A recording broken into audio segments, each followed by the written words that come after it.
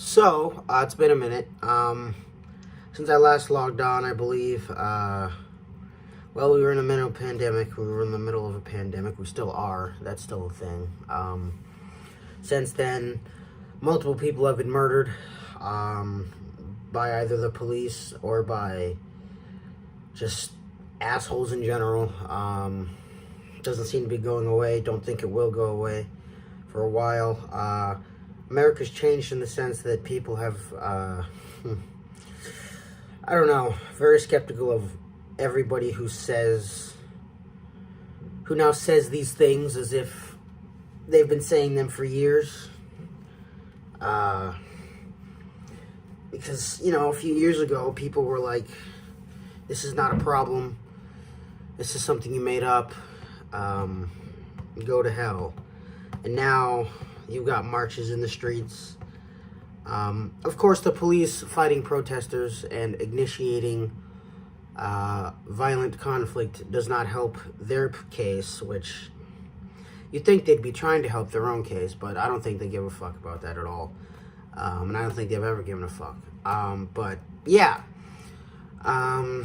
to defund the police are louder than they've ever been, because this is the first, honestly, I've ever heard of it. And I'm 100% for it. I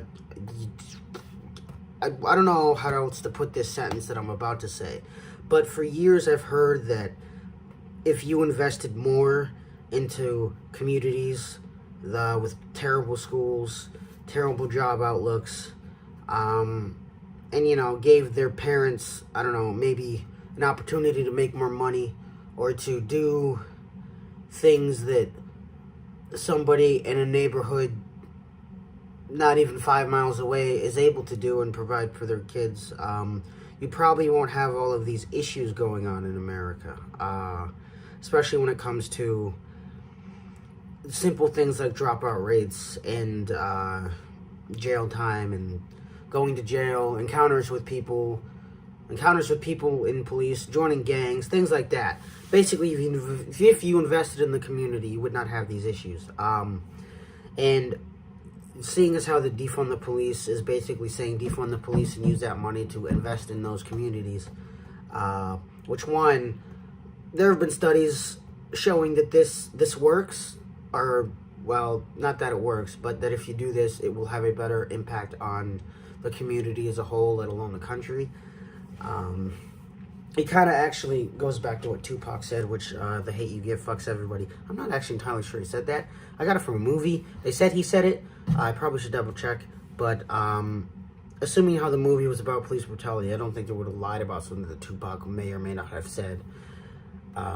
Seeing as how Thug Life actually stands for the hate you give. And then the rest of the sentences fucks everybody, because if you don't...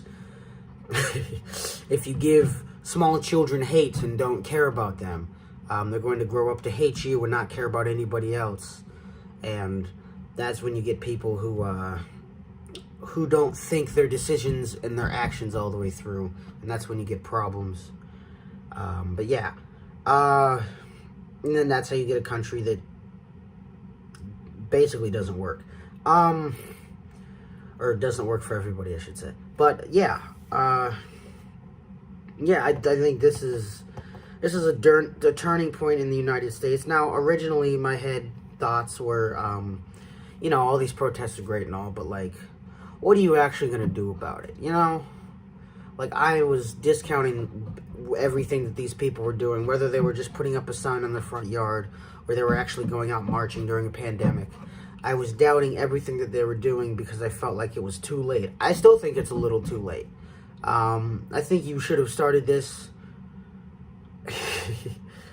Y'all should have started this shit back in 2012, 11 when Kelly got murdered. He wasn't even black. He was a homeless man that got beat the shit out of and ended up dying because the police were like, we can do whatever the fuck we want.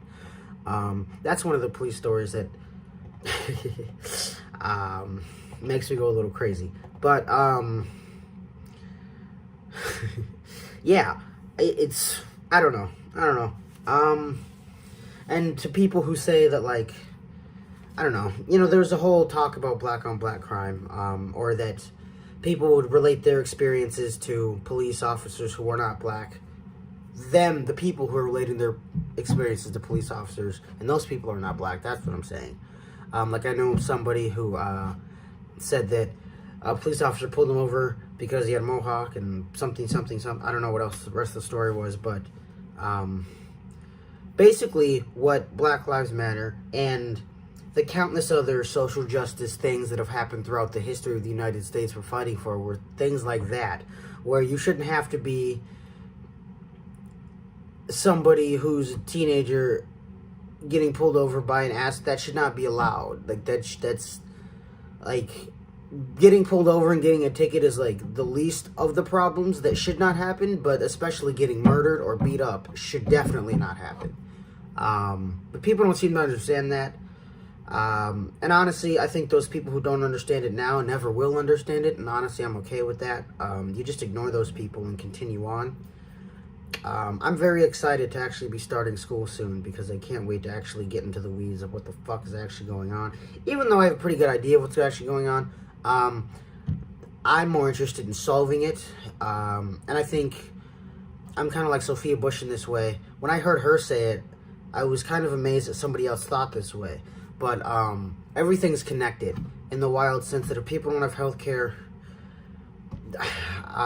they don't have healthy lives, and if they don't have any money, they can't put money towards their kids' public schools if they have kids. And if their parents didn't have any money, they're not going to have any money. It's a whole, like, it's literally all connected. Like, from what is being taught to what you teach yourself, it's all connected, and it's not that hard to understand. Yeah, it's just not hard. Either you get it or you don't, and I'm the type of person that's not going to wait up for you to understand. I'm just going to leave you behind, because well, everybody damn near has some sort of internet phone in their pocket, so this data is readily available for everybody to look at. So fuck you if you don't, or fuck you if you do and then you discount it because of some stupid fucking reason. But yeah, you're just dumb. What else? What else do I want to talk about? Yeah, that's kind of it. I think I'm mostly, I don't know. It's just something that's it's it's amazing what's happening. I'm very intrigued to see what happens, let alone by the end of the year, but let alone for the next 2 years, 4 years actually, because if one person who is president right now stays for the next 4 years, I think it will get much, much, much worse than it ever has gotten before, or that ever we could imagine. Not saying that just because that person's president that it will make it worse. Well, actually, I am saying that. But that person's responses to a number of things, a number of issues in the United States has not been great. They've actually been dog shit. And the people surrounding him aren't any smarter either, or they are smart and they just don't give a fuck. But yeah, that's one thing to watch for. Another thing to watch for is the Kentucky primary in November. Or not primary, but voting. There's one person, in my view, that is a complete... how do I put this?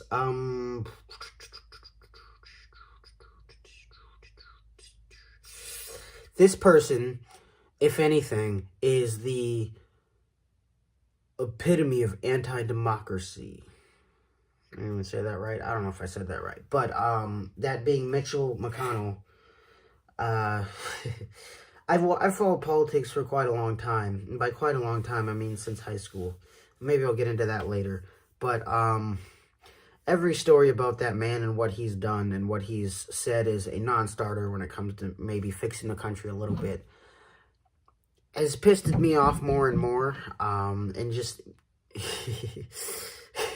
like I believe he was the one who blocked a resolution to, or bill to make it so voting is a holiday or something along those lines, to where everybody in America can take off of work and go vote if they wanted to, instead of having to vote around their work schedule.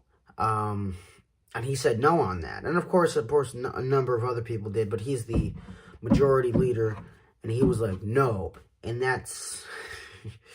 as much people care about gun rights, I wish they cared about the first one just as much as they cared about the second one, because that, to me, is a complete and utter gutting of the First Amendment. Is it that amendment? Shit. I forgot. But basically, voting is constitutional right. Everybody has the right to do it. Voter suppression is alive and well. I wish they would teach that in schools. I don't know if they sure as fuck didn't when I was in school. I didn't even have a history class until 11th grade. And I mean in high school, because in high school, I feel like is when you should start learning a lot of this stuff. Elementary school and middle school should be precursors to what should be taught. But, voter suppression, from making people wait in lines hours and hours and hours, that's ridiculous. Talking about a mail-in ballot, that being unconstitutional or something, that's pathetic. If I had to take a wild guess, if things like voting, like the simple fact of voting doesn't become a key issue that's solved within the next 5 to 10 years, I don't think we have a country anymore. I don't mean that in the sense that, like, I guess I do. I mean it in the sense that, like, there's nothing here anymore at that point. Because if you can't vote in a reasonable amount of time, whether it counts or not, well, I guess it has to count. But there's nothing here. There's nothing. It's a joke. It's been a sham for a while, but, it's wild. I truly believe that you will not have a country in the next 3 to 5 years if you do not get that one thing situated. Because that one thing is the basis of our entire democracy. Whether you want to believe it or not, or you give a fuck or not, I don't know. Another issue is people can't really give a fuck about these issues because they have to give a fuck about other things like bills, especially including health bills or college payments. Because you'd feel like a number of these college students would be putting all their effort into things like this, and a lot of them are, which is great. But there needs to be more, as crazy as that sounds, because, there's a lot now, but I feel like there needs to be a nation, like, I don't know, I don't feel like it's enough. I don't think anything that everybody is doing is enough. I don't think what I'm doing is enough. I don't think nobody is doing enough on anything to get anything done, but don't take that as a slight to where you should stop doing something if you think what you're doing is right. I went to a protest, sat out there for, I believe, an hour and a half, maybe 2 hours. It was right after I got done working. It was in the town that I live in. So that was cool, but, as cool as that, your First Amendment rights of, protest, freedom of assembly. I don't think that's enough. I need a lot more.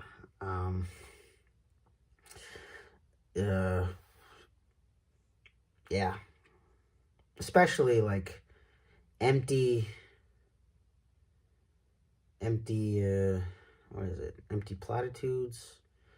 Empty platitudes, I guess, of posting on Facebook of, like, not even saying that,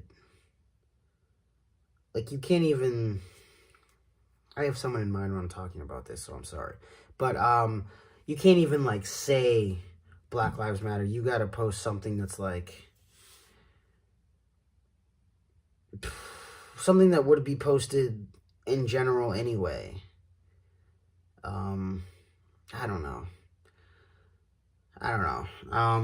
Some people are doing the bare minimum. Some people aren't doing anything at all. Some people don't care. I don't know. It's kind of weird how some black people throughout history have care so much about a country that does not care about them at all and never will. At least until maybe after I'm dead and my people are dead. But by my people, I mean my generation, because we're pretty fucking retarded. But I don't believe in them for a second. I don't believe they'll get anything done. I don't think Yeah, they're so stupid. But, yeah, I don't know.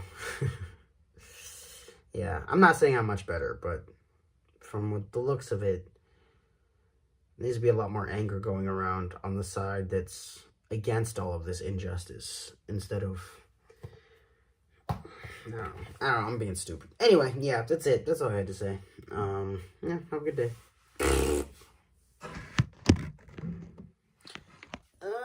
Come on, you goddamn fan.